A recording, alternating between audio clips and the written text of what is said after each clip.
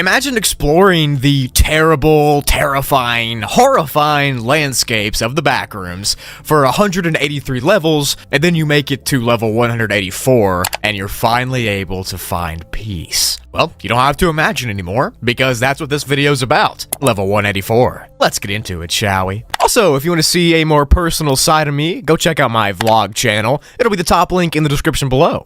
Thank you.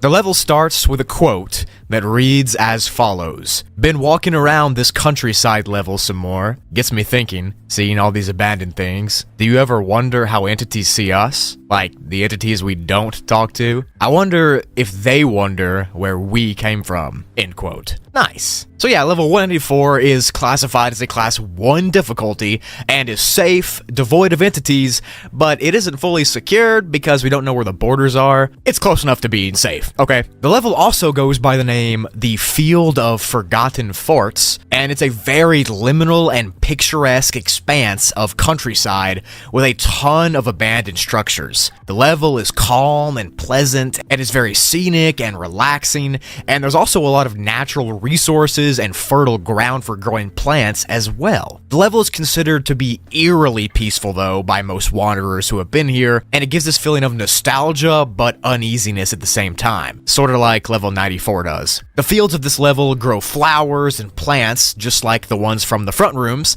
and they grow and reproduce and decay just like the real life ones as well, which makes this place seem even more real than other levels. To make it easy to understand the layout of the level, it's been split up into 3 distinct parts.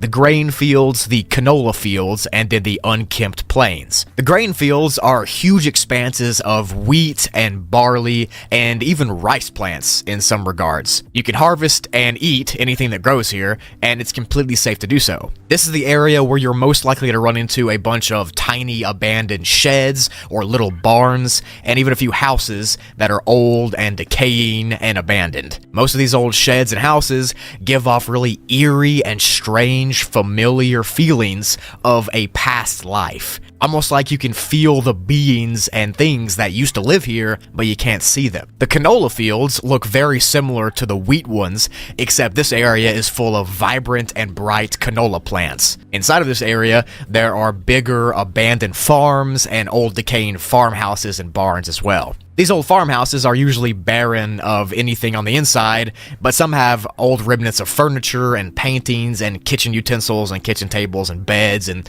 that sort of thing. Again, you kind of get the feeling of these old energies and this forgotten life when you explore these houses. You feel like you're being watched by the residents of the houses, but you can't see anybody because there's no one there. Past these canola fields, there are the unkempt plains, which are these big, uncultivated, unused plots of land with no crops or buildings. These places have tall grasses and soft rolling hills, and the only structures you might find here are old fences and stone walls, and maybe an old rusty car or two that have been left to decay. And these places are very empty and desolate and lonely, and you could theoretically live here if you want, but it's kind of far out and there's not really anything else to speak of.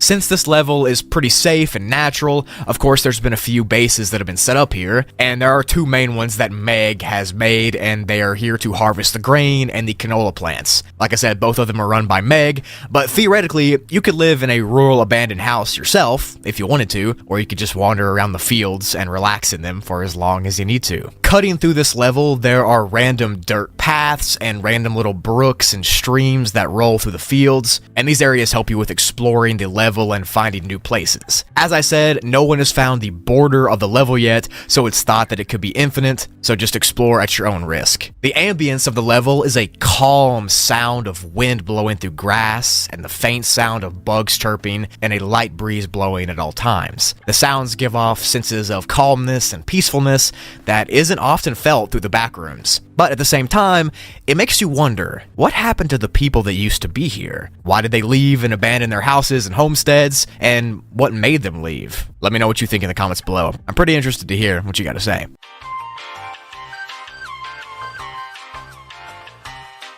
To enter the level, you can walk deep into another level that resembles it. So another level that has fields like level 10 or level 811. And if you wander off deep into those levels, you might find that it'll start to transition into this level. And to exit, you can find a rough dirt road and walk down it until you find a sign that directs you to level 11, follow that sign, and you'll be sent back to level 11. Or sometimes you can even no-clip into one of the many structures that is abandoned here. But overall, this peaceful, abandoned expanse of fields and hills sounds like a paradise, if you make it here alive, that is. But I love the vibe that you get from this level. You kind of get that uneasy uncanniness, like something used to live here and there used to be a civilization here, but it's post-apocalyptic and abandoned. But even though there's nobody here, the stuff still grows and you can still live here for yourself. So the weather on this level is mostly pretty mild. There could be some rolling clouds and maybe a few spring showers that pop up out of nowhere,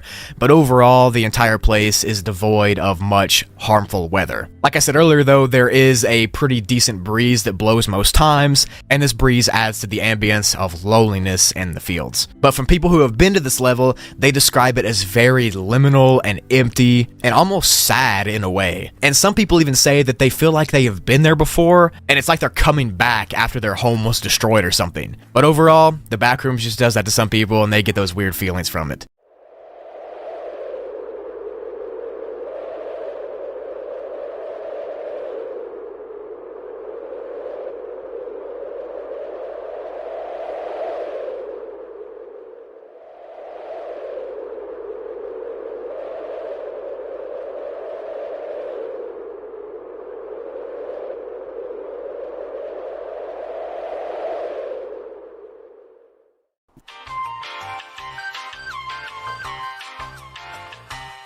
Alright, so this is the announcement. If you didn't know what I'm doing for 1 million subscribers, I am telling you right now, I've announced it a couple times on like the last few videos, but I'm going to be flying to the original location of the Backrooms level 188 hotel, which is in England. And I'm going to be going there, I'm going to be vlogging the entire trip, I'm going to be exploring the area, and we're going to be, most importantly, going to that courtyard area, the most famous part of that entire hotel, and it's the location of the original picture from that level. So it's going to be really fun, and we're projected to hit 1 million subscribers sometime this summer. If you want to help me get there faster, tell your friends and family, tell everybody you know about me. That way we can hit it, and that way we can fly to England and vlog this entire trip. It's going to be fun. I hope you're ready for that. I'm pretty excited to go over this. So until then, I'm going to be continuing the normal uploads and shorts, and I'm just going to be continuing to do what I do best and make these videos for you all. Hope you continue to enjoy them and share them. Thank you all so much, and I will see you in the next video. Peace.